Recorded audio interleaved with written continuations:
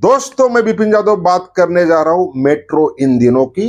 अनुराग बासु की फिल्म और life in metro करीब 18-19 साल पहले आई थी। अभी ये मेट्रो से निकल के अलग अलग सिटी पे जा रही है।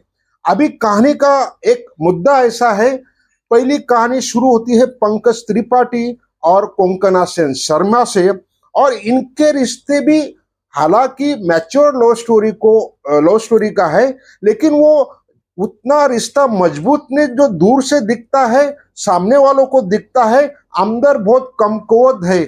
और फिर दूसरी कहानी के बारे में बताओ तो नीना गुप्ता शाश्वत चटर्जी की कहानी है। ये तो ओल्ड एज स्टोरी कहानी नहीं बता सकता हूँ, लेकिन इनकी शादी को भी 40 साल हो गए। तो दूर से तो दिखता है कि शादी में बहुत दम है, तभी तो 40 साल शादी चली, लेकिन अंदर ही अंदर मामला क्या है।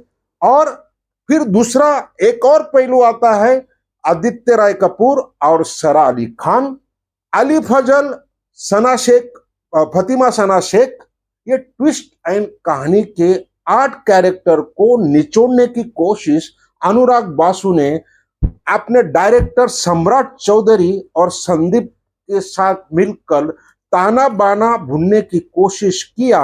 लेकिन कहीं ना कहीं स्टोरी तो बहुत ट्विस्ट लेती है, लेकिन स्क्रीन प्ले डायलॉग वही आ जाता है। सामान्य वर्गों के लिए फिल्म परेश से बाहर नजर आती है, बिल्कुल आएगी, क्योंकि उसमें डायलॉग डिलीवरी के साथ सामान्य वर्गों की फिल्म नजर नहीं आती है।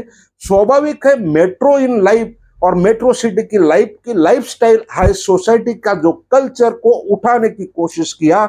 सम्राट चौधरी के भी कई कई डायलॉग अच्छे हैं, लेकिन अनुराग बासु राइटिंग के साथ उन्होंने डायरेक्शन भी किया, प्रोडक्शन भी उनका नाम है, और रही कसर उन्होंने कैमरामैन भी वही बने हैं। इसलिए मैं तो ये मानता हूं कोई इतना आसान काम नहीं, जिंदगी में ऐसा आदमी भी होना चाहिए। देखो, डायरेक्टर इतना डेडिकेशन के साथ फिल्म बनाई और उतना ही कॉन्फिडेंस उसने अपने कैमरामैन में भी दिखाया है। कहीं ना कहीं भी नहीं लगता कि ये उनकी पहली फिल्म है या अनुराग बासु ये कर सकता है। रही कहीं कसर, कहीं ना कहीं सरा अली खान और आदित्य राय कपूर के बारे में मैं बोल सकता हूं कि कहा उनकी लव स्टोरी में मैचिंग की कमी होती है, बिल्कुल होती है, क्योंकि सरा अली खान और आदित्य राय कपूर की जो केमिस्ट्री है कहीं ना कहीं गड़बड़ लगती है और वो साफ दिखाई देती है। लेकिन लो एंगल और जहाँ पे लॉन्ग शॉट होते हैं वो मिसमैच चुप जाता है, लेकिन जहां तक क्लोज आता है बाकी सारी चीजें ये समझ से परेज हो जाता है। म्यूजिकल इंस्ट्रूमेंट, म्यूजिक का मिश्रण लेने की कोशिश हर एंगल पे लिया है, लेकिन कई कई वो बोरियत भी महसूस होता है। अभी ये मेट्रो इन दिनों की जो बात करूं तो ऑडियंस भी क्लासिक ही होगी, ये मास मसाला फिल्म बिल्कुल नहीं बोल सकता हूं। और सबसे हाईलाइट बात तो ये है, आज मॉर्निंग के शो बिल्कुल सुस्त नजर आ रहे हैं और उतने सुस्त आफ्टरनून के थे।